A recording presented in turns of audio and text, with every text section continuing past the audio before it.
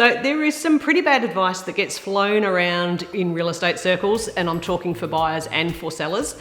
One of the things that I would really like to correct, but also put a disclaimer on. So we hear often that sellers are being told not to tell their agent why they're selling, where they're going, what time they need that to happen in, the actual nitty gritties around why that agent is even involved in their lives at that moment. Now, unfortunately, sometimes it can be misused by some, okay?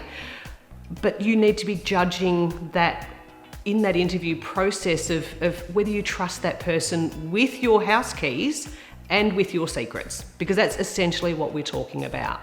So from my perspective, when clients tell me their why and when we need it by, the goal is to have a strategy at play to meet that without jeopardizing the outcome for them at the end. So you can need to sell quickly, but it doesn't mean you have to sell for less. There's ways and strategies that can be put in play if we know that that is what you actually need as your outcome.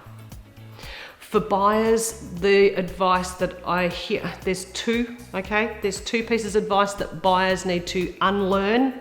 One is that it's okay to go shopping without a pre-approval. It's not. You will not buy a house, okay? But you also could be looking at the wrong properties. So go and get that first. The second is that, we hear them say, don't tell the agent you like the property. Guess what? That will backfire.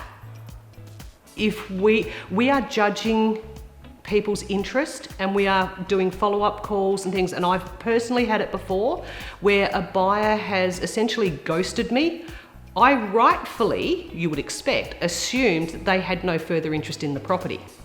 Now, luckily for me, for them and for my seller, before we took offers through to the client, to the seller client, a text message alert went out and said, do not miss out, this property will be sold by this time. And that buyer then came out and I'm like, seriously? They ended up buying that property. But if I hadn't put that text message out, as far as I was concerned, that buyer did not like that house. So, we're there to help. We are there to facilitate.